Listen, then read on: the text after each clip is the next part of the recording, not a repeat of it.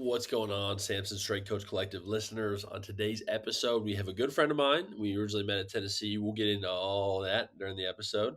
But that is Andrew Garcia, assistant strength and conditioning coach with Ohio State University. Gar baby, as a lot of people used to refer to him at Tennessee. It was great to catch up with him. Just shows kind of the cool piece of strength and conditioning, right? We haven't necessarily stayed in super close contact over the years, but we always came up together, right? And we spent time together at Tennessee, and it was talking with him. It was just like, exactly like we were at Tennessee. We hadn't missed a beat. So that was really cool for me to catch up with Gar. And I hope you guys enjoy it as well. And for younger strength coaches or people listening, I think this is a really good episode to tune into. It gets into, you know, almost the paying your dues aspect, but really kind of talking about it from his experience. And he's obviously been a successful coach. So I think it's really cool to hear from him. As always, thank you for listening. And I certainly hope you enjoy.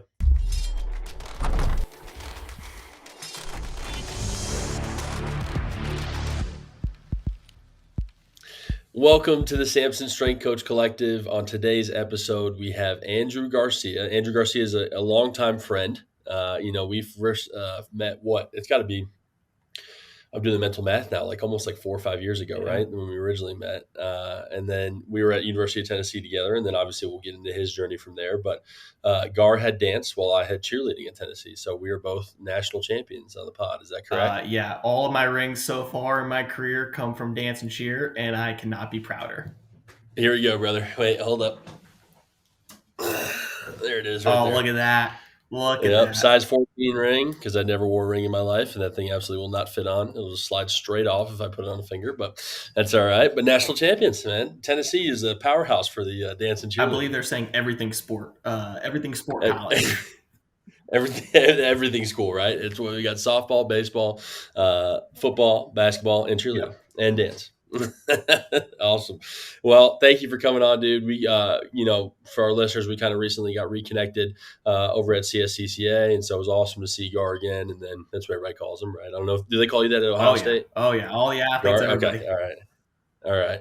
They call me CA now, so I don't know where that came from, but no coach, no Connor Agnew. It's just all CA. But I'm glad to have you on the podcast. I'm excited to kind of catch up with you a little bit more. First question, just kind of what started you off in strength and conditioning, what were your interest in it, and then what brought you to your current position? Yeah, so my career kind of started. Went to a D3 Maryville College. Again, I was a D3 academic All-American, third team, honorable mention, USA South. Don't look up the USA South, though, because I believe the conference folded about 2 years ago. So obviously that award really means nothing. But so started D3 baseball there. And pretty much like around my sophomore year, I realized I was like, I really like this lifting thing. Had no clue what strength and conditioning was. And I think a lot of young coaches probably could be in the same boat there. Like had no clue what a strength coach did, had no clue the hours, what the job entitled, but I liked lifting. I liked the idea of coaching. I didn't really understand what the idea of coaching was at the time, but it all kind of sounded really cool. So long story short, went and emailed, every single school in the Southeast. I mean, it was Kentucky, Tennessee, Georgia, Florida, small schools in there too. Just trying to get my foot in the door of what this strength and conditioning job actually was. I was super thankful that Maryville College happened to be 25 minutes from the University of Tennessee, Knoxville. And they were the only one to email me back. Greg Adamson, Barry Kane, and Dan Worth all emailed me back. And I was so pumped. It felt like that was my big break, right? And, meanwhile, they're telling you, hey, listen, like, we're not going to pay you anything. The best thing we can give you is some muscle milk from the fridge. And, you're going to work 14 hours a day. You're going to build this brand new Sorinex weight room. And, that's all we can offer you at this time. And, that was my dream come true. Right. And so interned there for about a year, was able to make a little bit of money my second year. And obviously, met some really great people there between yourself, Johnny Fabrizius, Tyler Miles. We had a really, really solid young intern crew that started there. And obviously the full-time staff there was unbelievable. They helped, me and my career immensely up to this point. And so, was able to stay there for about 4 years. in that time, I was able to work with everybody. Me and you obviously started on that cheer and dance side. And then towards like those later years, year 3, year 4, was able to pick up a little more responsibility with women's golf, women's tennis, picked up a little bit of women's soccer towards the back end there. Was able to help out with basketballs, baseball, softball. It was unbelievable, right? Like a young coach's dream, being able to have all those sports and, learn from all those experiences. And then that all kind of led into where I'm at now. Ohio State. Been here for about 2 years now. I've got women's soccer, women's lacrosse, and I'm loving it. Right, like you're living that full time job. You finally get the teams. You finally get the puzzle piece of working with athletes. Not only athletes that have that's weight room demand, but the field demand, and learning how to talk to coaches. Like again, I don't know everything. I feel like I know less now than I felt like I knew back 5 years ago, 6 years ago when it all started. But that's kind of just where this journey's been so far. Well, that's the beautiful piece of it, right? Is like, you go through the, what is it, a parabola, and even there, I'm showing my lack of knowledge. But like you first come in, and I remember reading Arnold's Encyclopedia of Bodybuilding, and I was like, okay, like I'm set. This is really all I kind of need for my career. And then now I'll just like look at every single thing and be like, that's another thing I've still got to learn. Like this is insane, But that's what keeps it fun for me, at least. There's implementing these new systems, and somebody will tell me a program before I might be like, oh, that doesn't fit my model and this sucks. I don't want to do this. Right. And then now I'm just like, okay, like this program sounds awful, but I'm excited to look into it and maybe we can get something out of it. It's really fun for me. Yeah, no, and you get like that, you always meet somebody along the road like Big Dan, Dan Worth at Tennessee, and you think you know something about programming, and then you sit with a person like that and you're like, oh man, I know nothing. And he just spent 30 minutes talking to me, and I don't even know what questions to ask him at this point. It's like brain soup, Yeah. dude. You're just sitting there, just like I'm stunned. I shared an office with him, as you know, but we were. I remember one time he told me, he was like, "Yeah, like I worked at Whitewater, Wisconsin. I was a football player over at Iowa at the time, or something. It was something where he had to drive basically an hour each way to go train. And he was like, when I was driving, I would write programs. That was my kind of stimulation while I was driving. And I was like, dude, we're on different planes. Like we're not even in the same universe right now with the amount that you've programmed and everything he's done. He's done every single thing possible. It's funny to have a conversation with somebody like him and then understand. Like I look over at my program for cheer and it's like 5-3-1 to the T, and I was like, nice, this is gonna work well. Hey, that 5-3-1 Jimmy Wendler, by the way, got the best national championship ring you have on your counter right now. There you go. It's the one and so only. Obviously that 5-3-1's working for something. That's exactly it right there. We had the big boy Isaiah squatted like 550 and then dropped the bar on me, which was super cool.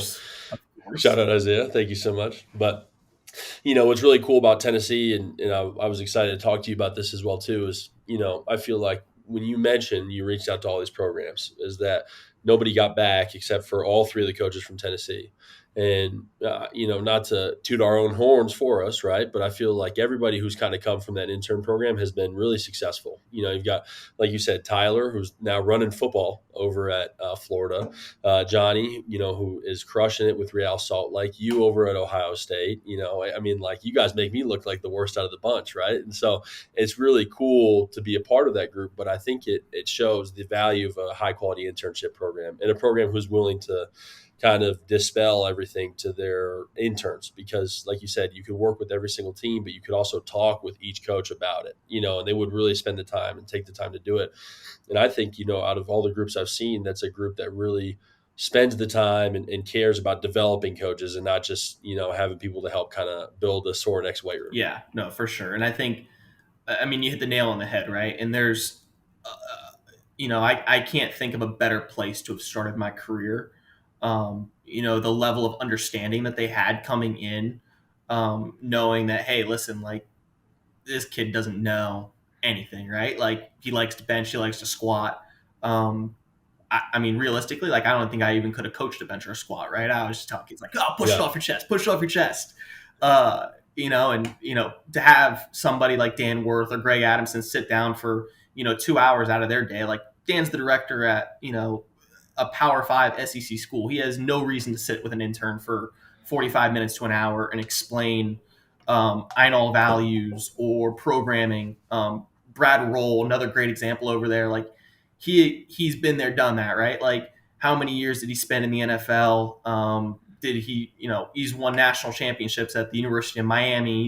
He's going to Super Bowls. Like guy was yelling in Dan Marino's face, and now he's telling this young intern, he's sitting with him for an hour and he's going over this whiteboard of maxes that again, like I couldn't appreciate it enough, and I think that's when I look at like what I want to give to interns, like that is exactly what I want to give, right? Like at no point did I ever feel like I was intruding or causing a headache for these guys. Like if anything, like it made me want to bump up my game and be like, all right, like I got to bring some sort of value to this, because if Brad Roll is going to sit here and explain to me why one of his volleyball players is hang cleaning 135, like the least I can do is make sure that 135 is put on the bar perfectly. Yep, yep. I mean, dude, seriously, for me, it was starting off on the Olympic side, going over to football, and then having the opportunity to go back to the Olympic side. I was like, this is, I couldn't turn it down, honestly, because of the development that happened there. And it was just so funny because I feel like everybody got along really well. And my first day, it was, I think you might have been in class over at Merville, but it was Andrew and Johnny, and they were sitting there, and it was almost like the Step Brothers interview, where they're just like kind of staring at me, and I was like, yeah, I walked over from the hotel, and it was like downtown Knoxville, and they go, you walked? And I was like, yeah, and they just go, wow. And then like not another word said for like 10 minutes. It's like, all right, cool guys. But eventually everybody kind of came into their own and developed really good relationships. And that was cool to kind of see everybody stay in touch afterwards as well too. Yeah, that's awesome. Yeah. Well, okay, I'm gonna put you on the spot here a little bit. Do you have a favorite memory from Tennessee? Oh man. I think a lot of times like people go, oh, it was coaching this athlete, it was doing this. I will say the biggest thing that always stuck out to me, and like I don't know in today, like if you're able to do this anymore, playing spike ball out on the turf for 4 hours. So this was like May, June, July. Like there's no athletes around. Like you're not doing anything all day, right? Like you're doing the stuff that I just got done doing, right? You're cleaning the weight room, you're building stuff, you're submitting orders for whatever it may be in the weight room. But May, June, and July as a strength coach, not really doing too much. I think I would go home every day with a sore shoulder from how much spike ball we were playing. And I mean, it was, I felt like I was the best athlete in the world. Like I was like, this is the best thing ever. Next level. And I mean, I think that's really where like our connection grew, was because of the amount of trash talking we would do. And I mean, we were sitting in that office. It's like Dan had to separate us. He was like, you guys can't, you guys can't bring that in here. It's like, dude, absolutely can't do this. No. Guard doesn't understand. He can't hit those serves, man. Yeah, I mean, you're sitting there, you're talking trash to Greg, and Greg's a full-time coach. Like we're interns. Dude, I was hoping you were going to bring up spike ball, because just a couple days ago we had 4 workouts planned, and it's voluntary workouts, right? Like I expected, maybe half of the team that we had. Now, granted, everybody either graduated or left, so we got like 4 guys right now. But the whole team came in Monday through Thursday. I only had 4 workouts planned, and so on Friday I was like, all right, I'm just going to go buy a spike ball set, and I brought it out, and they all were like joking around and trying to be like, oh, why are we doing spike ball today? And I got dead serious. I was like, guys, don't mess this up for me, okay? I was like, whoever's gonna be my partner, like who's willing to put everything on their shoulders? And like one guy, I was like, all right, come on over here. We had like a pre-meeting, and I was like, you understand how serious this actually is for me? I was like, we have a strong heritage of spike ball in my strength and conditioning career. We're not messing this up. And again, I felt like the best athlete in the world. I was diving on the grass and everything, and the guys just kept making fun of me. I was like, you don't get it, man. You weren't there. You don't understand. If I missed this ball, Greg would have called me a loser. I can't. Greg will not call me a loser. And that's where Greg and I bonded, because he was like, yeah, he always loops me into this stuff too. It cracks me up, because he's always like, yeah, you and me, we're not athletes, man. And I was like, I know that, but like, you could let me say that about myself instead of just lumping me in there.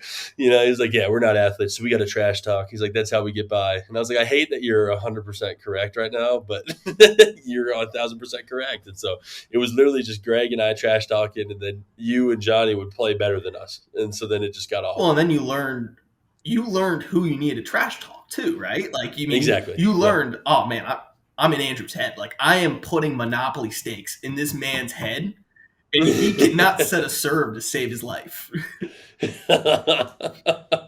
But like you said, like that was the time where everybody bonded the most, and that's where everybody could kind of get to know each other the most too. And I felt like it broke down some barriers. It's like almost like conferences, everybody talks about, like, it's not necessarily during the talks or during the exhibit hall hours. It's when you're having a beer at the end of the day. That's when you talk to the most people and kind of learn the most. So 100%. it wasn't beer at Tennessee, it was just spike ball. Yeah, 100%. Yeah. Well, how's your experience been now? Obviously, Tennessee is a really well-known program, a lot of success across Olympic sports as well too. How has it been transitioning into another really well-known program just in a different conference at Ohio State? Yeah, so I think the biggest shift, right? Like, Tennessee was very, very people oriented. Super small staff, not as many sports. You had, we knew all the athletes, right? Like, even as interns, like, we knew everybody from cheer and dance all the way up to football. You knew their name, you knew who they were dating, like, you knew everything. You come to Ohio State, it's just different, right? And it's not better, Mhm. worse. It's just different. It's bigger. We have 18 full-time strength coaches on the staff. I think that's the number we're at right now. We have 36 Wow. varsity sports.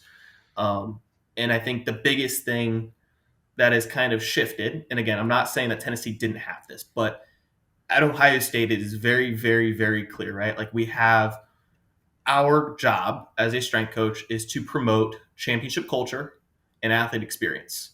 Those are the two things that we are graded on. And obviously, there's different scales to each of those, but are we creating a championship culture? Like, are we doing what we said that we are going to do? We are making somebody bigger, faster, stronger, keeping people healthy, to the best of our ability. That championship culture. And then obviously, are we creating the best athlete experience possible? And a lot of times that athlete experience is obviously winning.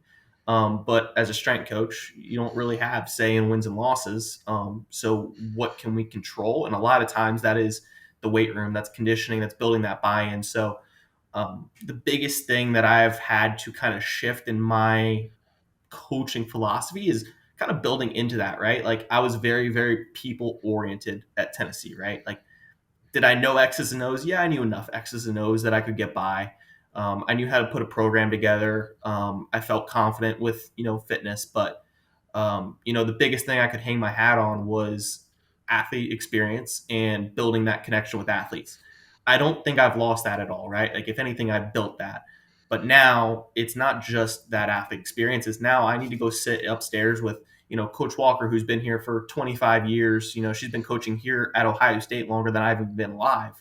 And I need to go sit up there and talk to her about, hey, I'm getting X player ready, and this is what my plan is, and this is how I intend to do it.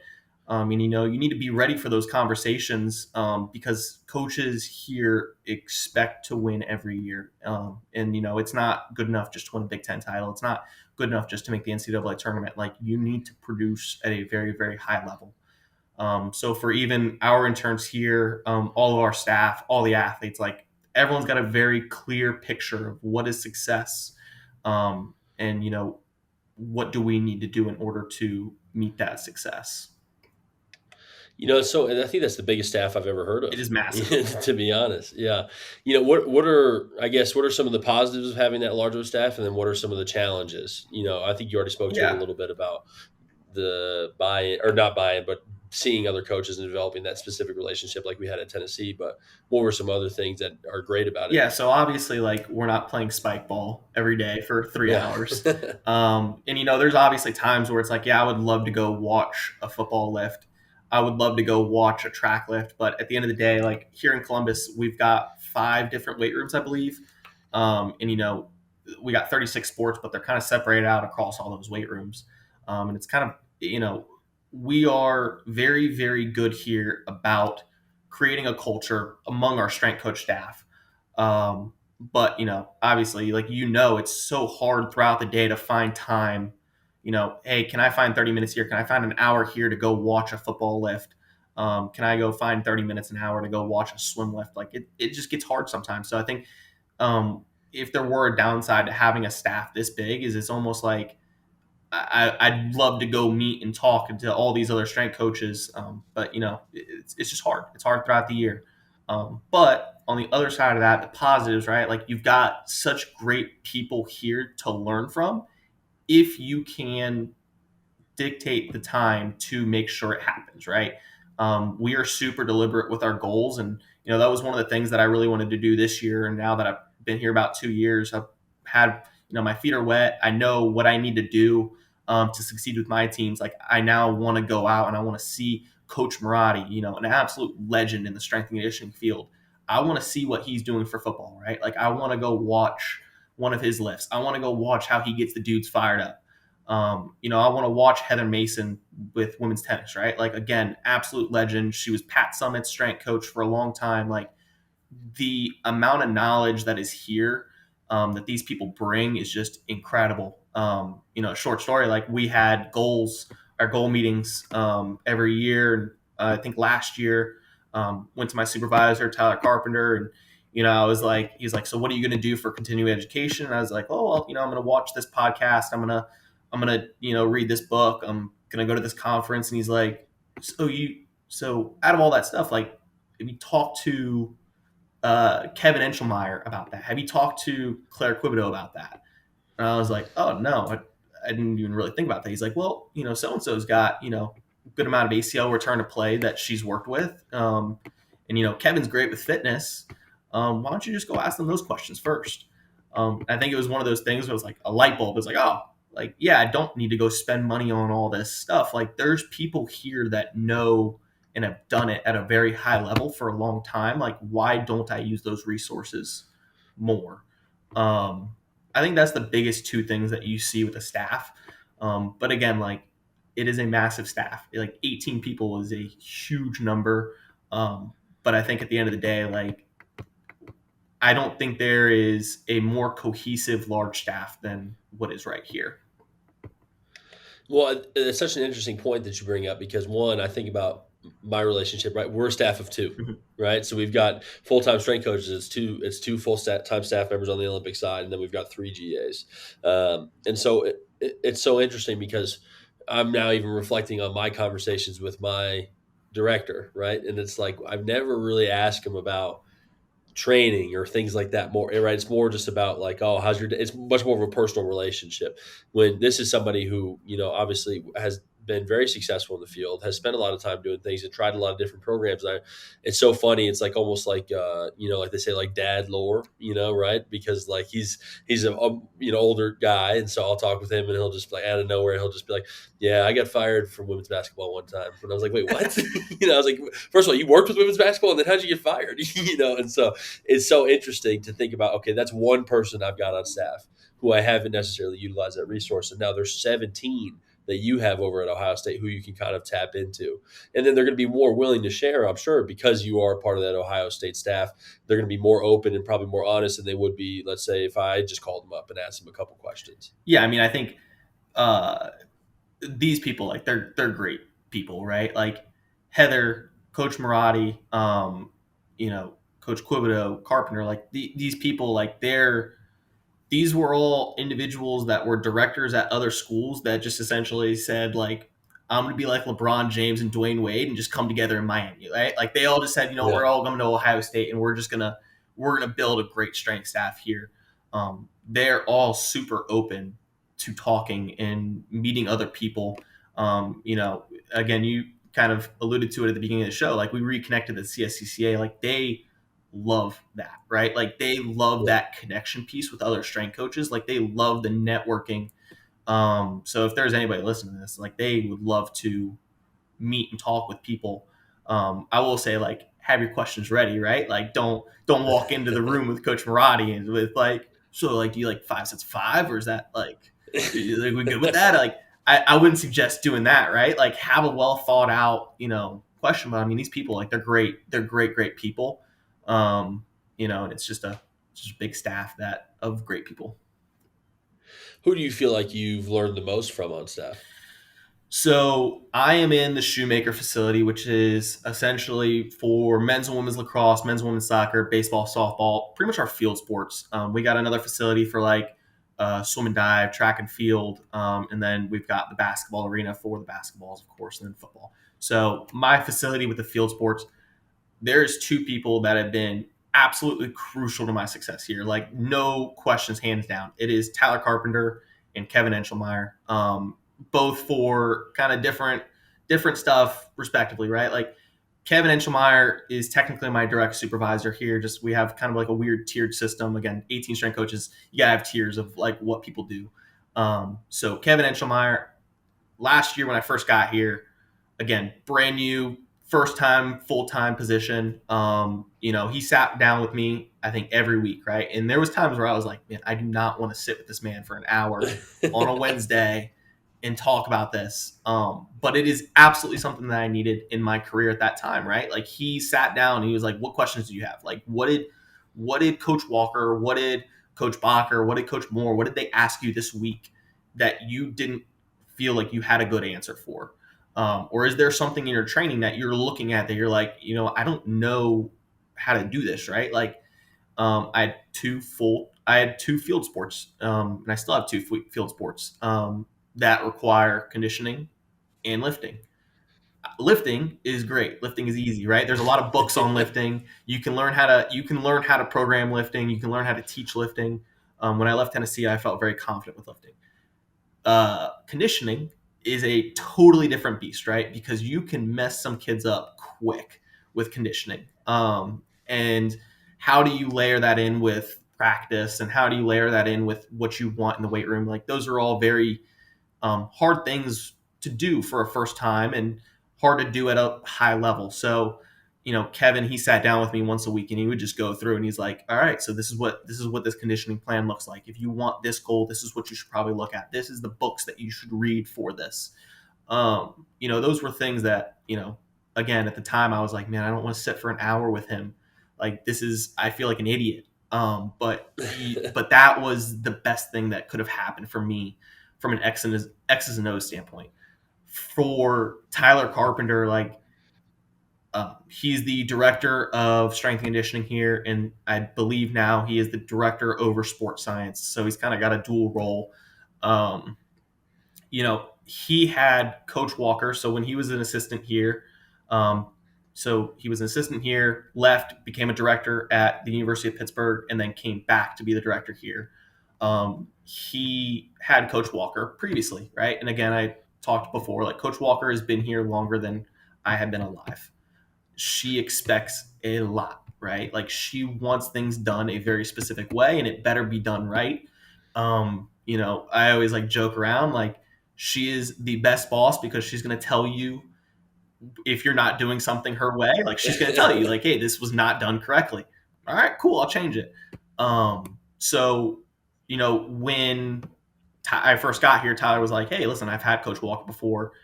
I want to sit in on your staff meetings with her, and I just want to just sit back and I just want to give some notes. I said, all right, cool. First staff meeting obviously went terribly. Went in there and talked about catapult and talked about lifting and all the great things that I was going to bring to her. And then she asked one follow-up question, and I just melted in my seat, just had no clue what I was doing. And so, he sat in there and he took notes, didn't say a word, let me fumble. And she, we end the meeting and he comes out and he goes, so how'd you think it went? I'm like, that went terrible. I don't really know if I should go back up there and talk to her or not. And he goes, no, I wouldn't suggest that, but let's go sit down and talk about how we could have approached this differently. Right. And there's so many things that a young strength coach doesn't understand until they're in that moment with a head coach. Right. Perfect example. There was a time 2 years ago that I sat in there and I was like, hey, listen, coach, like I think our catapult numbers are a little high, right? Classic sport coaches are going to have high numbers. And so, obviously her being in the position she is, you're wrong. Of course I'm wrong, coach. I'm sorry.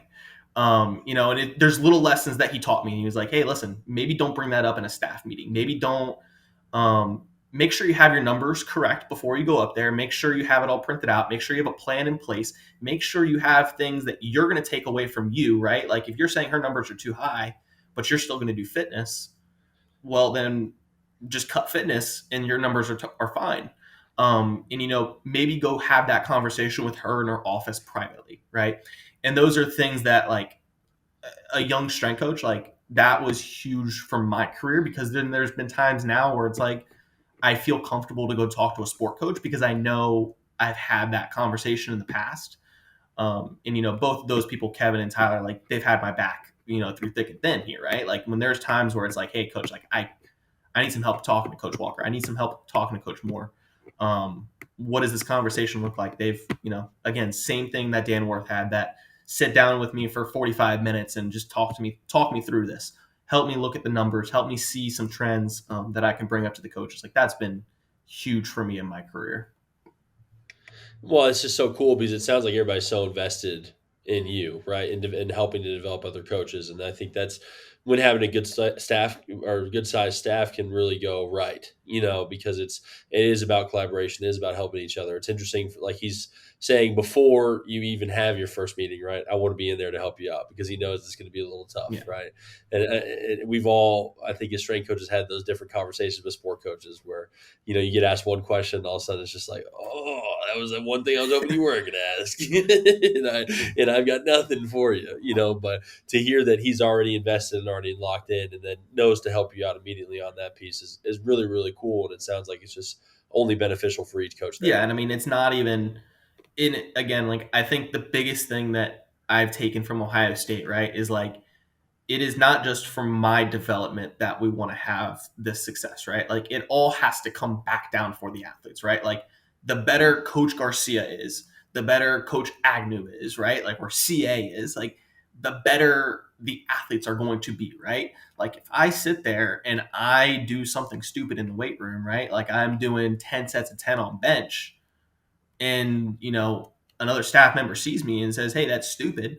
Well, now you just help the athletes, right? Like that's where it all needs to come back down towards. And I think that's where our staff, when we say, hey, we are championship culture and athlete experience, like, it all has to come back down at some point, so where the athletes are being the ones that are benefited, even if in some ways it is benefiting the coach in that Yeah. sense. But then they keep it real with you, right? 100%. And that's really nice too, is because, yeah, I don't know, like, maybe this is just my anxious personality, but like sometimes I'm like, man, do I just suck and nobody's told me? Yeah. Like, everybody's like, oh, this is great. And I'm like, is it really? And so that way it's great to work with somebody, especially for a head coach too, to know exactly what you need feedback on, because they're going to be willing to give it to you. Yeah, I think for young strength coaches out there, like, listening to this, like, ask for that feedback, because I think that is crucial. Like, you're not going to like it at the moment by any Hmm. means. Like, if you're going to ask the question, be ready to get that answer, right? Like, one of my good buddies, like Sam Walsh, I think an intern came up to him once and was like, am I annoying during the lift? And Sam goes, you sure you want that answer? And he goes, yeah, I want that answer. He goes, yeah, you're annoying. Kid shut down, right? Like, if you're gonna ask the question, be ready to get the answer. But I think getting that feedback early and not going semesters or years without that feedback is huge, right? Like, if I do a bad run or I do something stupid in the weight room, I want another strength coach, or I want my sport coach to sit there and go, that was stupid. Like, you don't need to do that. I want them to do it then, because if I sit there and I think it went well, and the athletes liked it, like, if we went out there and played spike ball for 4 hours, like, then yeah, like, I'm going to continue to do spike ball for 4 hours. But if you say, like, Hmm. I don't want you to play spike ball for 4 hours, I want them to go run outside and run in circles, like, all right, you man, it's your program. Like, let's do it. Let's go. Well, yeah, I mean, and then sometimes you can just see it's interesting for people who don't have that immediate feedback, right? Like, some people are out there and still in strength and conditioning where they're on a full staff, they've got 20 teams and it's just them, and so you end up not getting that feedback. And if a sport coach kind of gives you feedback, it's always from another sport coach, but to hear from another strength coach who's a direct peer and has been through that same process as you is way different. And I feel like it hits home a little bit more, so it makes it that much more incentivizing to actually make the change within my program. For sure. For sure. Yeah. Well, I'm glad you brought up young strength coaches, because this was definitely something I wanted to talk with you about. I think it's one of your strengths, and I'm going to ask you to toot your own horn here for a little bit, okay? And so nobody here, I'm asking him to do it. So I want honest answers, and this is not you being cocky whatsoever. I think it'd be beneficial for our young coaches to hear this. you had a lot of success at, going from an intern to then getting a paid position with Tennessee. And then, I think the ultimate compliment is always getting a recommendation for another job, right? Did you do good enough that they would say, okay, I'm willing to send this person out into the strength coach universe to actually represent my name in the program that we were a part of? What were some things that you think you did that kind of helped you to grow and stay within Tennessee and then get those recommendations and kind of those positive rewards after going through the program? Yeah, so I think a lot of it is luck, right? Like there, you can't throw that out the window, right? Like there is a piece of this that is right place, right time. But in the same time in my career, and again, it's been very short, but in the same time, just as much as luck is given me, luck is taken from me, right? Like there is Yeah. times where position just didn't work out. It just wasn't the right fit at the time.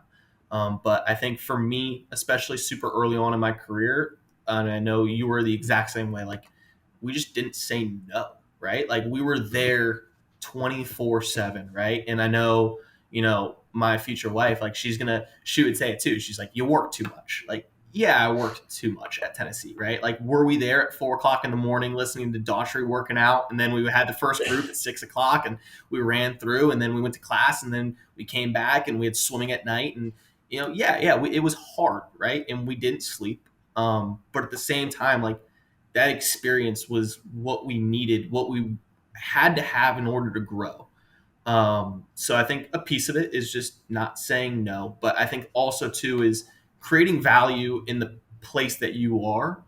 And when I applied for, there was a job that I applied for, didn't get it, but I sat down with one of the athletic directors and he said, um, you don't work for the job that you have. You work and you give the work that for the job that you want, right? And so if you want to be an assistant strength coach as an intern, you should probably be doing the work that an assistant strength coach is doing, right? In my current position, I'm an assistant strength coach, but ultimately my goal is to one day be a director, right? So, now I'm hunting down Coach Mason and I'm saying, hey, like, what can I do in order to be a better director, right? Is there things that I can give to you, or do for you that would make me better at that position? I think at Tennessee it was really easy, right? Me and you were there at the same time, like peak COVID. I remember like we got that COVID call, and Dan came into the room and he's like, "All right, so nobody's allowed in the weight room except for Roll. Roll's allowed in the weight room, um, but nobody else is allowed in the weight room. And every day you need to send me an hour by hour. What did you do that day? So that way I can pay you, because I'm going to fight really, really hard to make you guys." To make sure that you guys are getting paid during this time, but you guys got to give me an hour by hour. What did you do on this day? And I think it taught me something that was like, all right, like I can't just sit here and coast by. I think interns now, there's times where it's like you have like a 2 hour gap in the middle of the day or a 3 hour gap between teams, and it's like how quickly do they just go and just grab their phone, and just sit at a desk? When there's like, all right, well, I can go clean for a little bit, right? Like when I was, during COVID, like we had to go find stuff to do, right? Like me, you, and Johnny were going out to the soccer field and we're re-tarping the outdoor weight room, right? Like, did we have any business working on construction tools at the time? No, but like we needed to find something to do for an hour. And I think in my career, I think I've tried to emulate that in productive ways, right? And there's time wasters and there's times where you're doing the right thing. Like, don't just do work just to do work, right? Like, nobody likes the guy that just sits at the desk and types away and nobody really knows what he's working on. But like, can you find something that needs to be done that day, right? Like here, one of the things like I've tried to do is every semester find something that I don't feel comfortable with, whether that's plyometrics, whether that's return to play, whether that's conditioning, and make something that a younger strength coach or another staff member can use, right? Like a cheat sheet. I think that's been huge, for me. And again, like that, it's just bringing value for what you are, right? And I think a lot of times people look at strength coaches and they're like, oh, they're just the guy that sits in the weight room and yells a lot and, lifts weights. But I think our job is so much more. I think there's a lot of avenues that we need to cover, right? Like we need to be we need to be the liaison between the dietitian, the psychologist, the athletic trainer, the sports staff, the wellness staff. Like there's so many different avenues that we kind of need to not be an expert, but we definitely need to be well read in, that we can't just be the guy that just sits in the weight room all day, and then once the team is done, that's it, our day's over. We get paid for 40 hours a week. We work a lot more than 40 hours a week, but we get paid for 40 hours a week, so we better make sure that we are filling that time properly. I really like the aspect of the not saying no. I think that is important for kind of younger strength coaches, younger interns to hear. I can almost hear some people clutching their pearls, right? Being like, "Oh no, you have to know your value and everything." Like, I agree, and there's certain times, and I think in your career where you can kind of level up a little bit, right, and say, hey, I'm not. I don't have the time to do this, right? But I think there is certainly an aspect of paying your dues, and it's something that I've seen a little bit more with interns now, where when I hire somebody new, it's kind of like, yeah, well, like before it was like, okay, well, I have to work this job so I can afford to be here, and I'm like, okay, great, like I understand that, you go work that job, and then I had an intern, no joke. This one really got me. I went to a Luke Bryan concert, right? And he was like, "Yeah, it was $400 tickets. It was like center stage, whatever." I was like, "All right, dude. I mean, if you got money like that, that's great." And then he texted me the next week, and he was like, "Yeah, I gotta work a little extra, to make sure I can pay rent." And I was like, "All right, you're done. Like, that's all I need to know, right?" Because of this whole not missing the understanding of paying your dues, and not saying no in that time frame. And the one specific story for me that stuck out, and remembering of what you did, was I can't remember if it was like Swift timing systems or if it was somebody, but they were based out of Australia, and I remember you were on a phone call with them at like, what was it, 2:30, 3 o'clock in the morning to figure it Oh out. yeah. Yeah, I got in for the day, and you're literally just like staring at the desk. I was like, "Are you good, man?" And it was like, "Yeah, I'm a little tired." I was like, "Really? What's are you so tired?" He's like, "Oh, I was just talking with the Australians at 2:30." And I was like, "Oh my goodness!" But it just, those were that was one of those moments where I was like, "Yeah, like this is somebody who's going to be really successful because you're willing to do what it takes, and then understand that there's a time to not say no. There just has to be that time, and it does teach you a lot." Yeah, and I think if you can find that time, right? Like, and I don't want young strength coaches to go, oh, you got to work 60 hours a week, like this can be your only job. Like, no, like go find a side job, like make your money. Like nobody can expect you to be here all the time as an intern and not make money somewhere else, right? Like not everyone's got their parents, or family or friends the ability to do this for free for long. So you definitely got to make your money, right? Like I know you were driving Ubers, like Yeah. you have to have some sort of income on the side.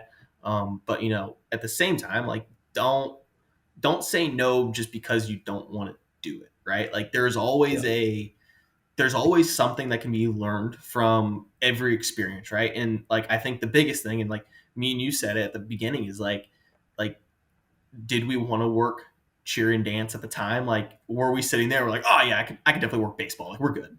Like Yeah. I'm so above cheer and dance, like it's not even funny. Like yeah, like we sat there at the time, but like there was things that we needed to learn first, and cheer and dance gave us that opportunity to learn that, right? Like so if I had said no and said, you know what, Big Dan, like I got class like during that time, like I can't do dance, like that's too much.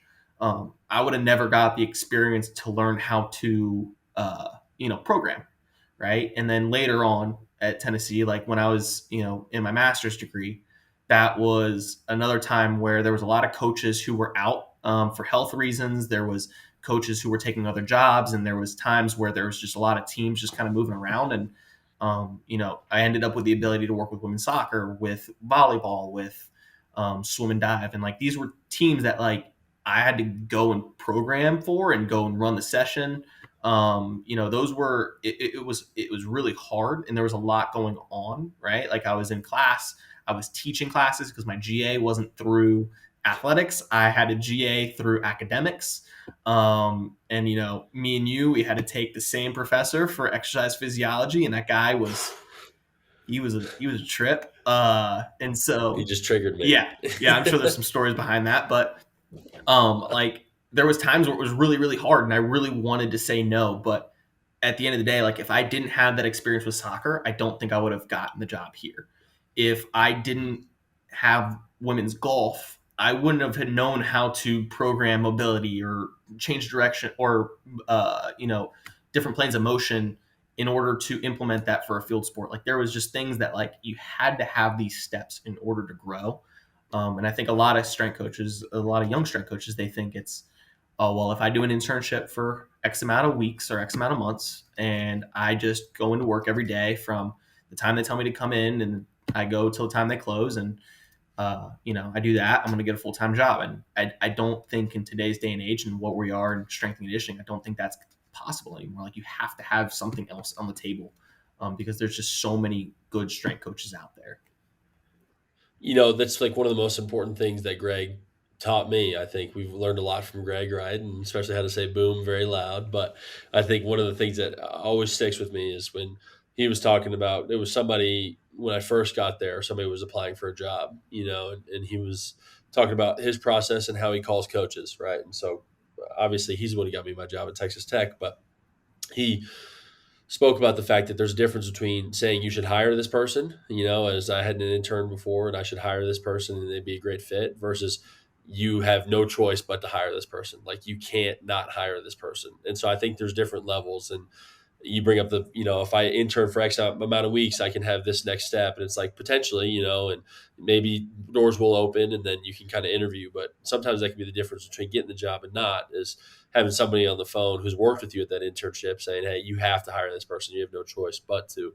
And I think that certainly comes from the not saying no aspect, and I think sometimes young coaches kind of miss the fact too that strength and conditioning is a very petty profession. It takes one thing to, ultimately like stick in that strength coach's mind. I'll never forget. I wore maroon Nikes and I saw G, and G was like, "Oh, maroon Nikes guy, you wear maroon. Is it Go Big Orange?" And started ripping into me. And like the next month and a half after I saw him every day, it was like, "Oh, how are your maroon Nikes? Are you keeping them clean and stuff?" And so it's just one of those things where obviously G's a great dude. That didn't affect our relationship, but those things stick into the coach's head. And so, all it does take is one kind of slip up to kind of, change the coach's perception of you, whether that's right or wrong, it doesn't really matter, but that is kind of the truth of the profession. So not saying no can really open a lot more doors and make it so people have to hire you. Yeah, 100%. Yeah. Well, I got one final question for you. Are you playing spike ball with your teams currently? You know what? I think as we were talking about it, I was trying to formulate ways in my head that I can bring this up in our next staff meeting and why it would be super sport specific. We're going to get a lot of angle action in. Think about the change of direction efforts we're going to get. And I mean, the acceleration profiles in spike ball, I mean, they're there. But I think my biggest fear is that they're going to look down from their windows and they're going to see me playing spike ball and, try to recruit me. That's. I had that same conversation with our women's golf coach. She was like, "Yeah, it's an uneven number." I was like, "Well, I'm playing, so it's even." And she's like, "You're playing?" I was like, "Oh, Brittany." I was like, "If I'm not playing, we're not playing." I hope you understand that. I'm going to sit back and watch. It was like a loser. Excuse me. Well, dude, thank you so much for coming on. It was really good to catch up with you, and I think it was really beneficial, especially for the younger strength coaches listening, and kind of hear your story. If somebody is interested in reaching out, or like you talked about with the collaboration piece, wanted to ask you a couple questions. What would be a good way to ask? Email or follow you on social media? Yeah, so I mean, you can follow me on Instagram. I honestly don't know my handle off the top of my head, but I'm sure if you type in Andrew Garcia, it'll pop up pretty quick. But my email is also on the staff directory. Like, I love when people reach out. Like, I do a terrible job of networking, so if you want to network with me, like, let's go. That'd be great. Awesome. Well, thank you, Gar. Appreciate you, man. Yeah, thank you.